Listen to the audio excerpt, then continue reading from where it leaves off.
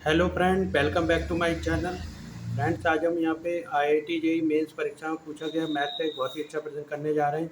तो देखते हैं आज इस प्रश्न को, जो कि आगामी आईआईटी जेईई मेंस परीक्षा, साथ ही एडवांस परीक्षा और मैथ ओलंपियाड परीक्षा में फिर से पूछे जाने की संभावना बहुत अधिक है। तो चलिए देखते हैं आज इस प्रश्न को। देखिए, find the value of this function F x बराबर इंटीग्रेशन ऑफ 0 से 3 greatest integer function of x into D x. पहला ऑप्शन है 0, दूसरा ऑप्शन है 1 और तीसरा ऑप्शन है 2 और अब फोर्थ ऑप्शन है 3। देखिए, आईआईटी में जेईई मेंस परीक्षा में पूछा गया प्रश्न। तो देखिए, वी हैव हमें फंक्शन क्या दे रखा है, एफ एक्स बराबर ग्रेटेस्ट इंटीजर फंक्शन 1 से 3 लिमिट और greatest integer function of x into D x. तो देखिए, इस एक्स को इस तरीके से लिखते हैं, ग्रेटेस्ट इंटीजर फंक्शन के अंदर greatest integer function of x. तो सबसे पहले देखिए, हमें लिमिट दे रखी है 1 से 3।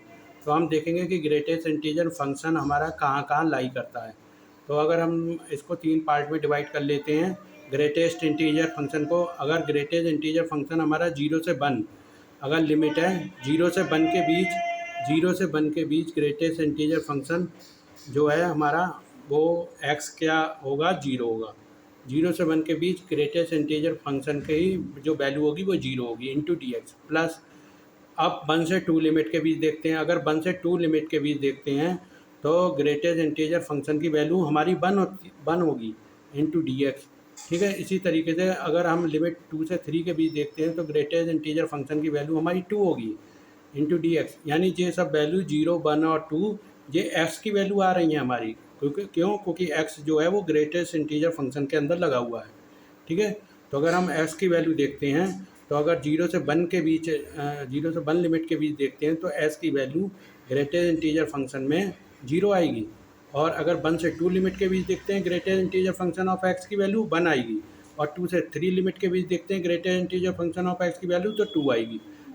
ठीक है, तो इसे 3 पार्ट में इस तरीके से हमने डिवाइड करके इंटीग्रेशन इसका करते हैं, 2 इंटू डी एक्स। अब देखिए, 0 से 1 जब लिमिट के बीच के ग्रेटेस्ट इंटीजर फंक्शन ऑफ 0 आएगा तो 0 का इंटीग्रेशन 0 ही आएगा, कोई फर्क नहीं पड़ेगा। ठीक है, अब 1 से 2 के बीच देखिए, 1 से 2 के बीच इसकी वैल्यू 1 आ रही है तो 1 का इंटीग्रेशन कितना होता है, एक्स होता है। एक्स की लोअर और अपर लिमिट लगा दी 2 इंटू 1 प्लस 2 इंटू, अब देखिए डी एक्स, इसमें भी एक्स आ गया, इंटीग्रेशन करा 1 का, एक्स आ जाएगा। अपर लिमिट और लोअर लिमिट लगा दी 3 से 2।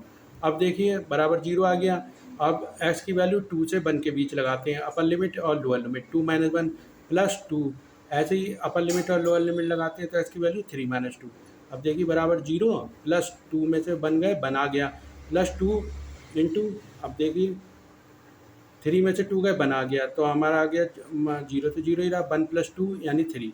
Option D is the correct answer, hence प्रश्न सॉल्व हो गया। तो डी ऑप्शन हमारा क्या है, 3 is the correct answer. D option is the correct answer, 3 is the right answer. तो फ्रेंड्स, आप लोग हमारे चैनल को ज़्यादा से ज़्यादा लाइक करें, सब्सक्राइब करें और अपने फ्रेंड और मित्रों में से ज़्यादा शेयर करें। साथ ही साइंस और मैथ से रिलेटेड ऐसे ही वीडियो देखने के लिए आप लोग हमारे चैनल से जुड़े रहें और हमें ज़्यादा से ज़्यादा लाइक सब्सक्राइब करके मोटिवेट करते रहें। मिलते हैं अपने नेक्स्ट वीडियो में, तब तक के लिए धन्यवाद।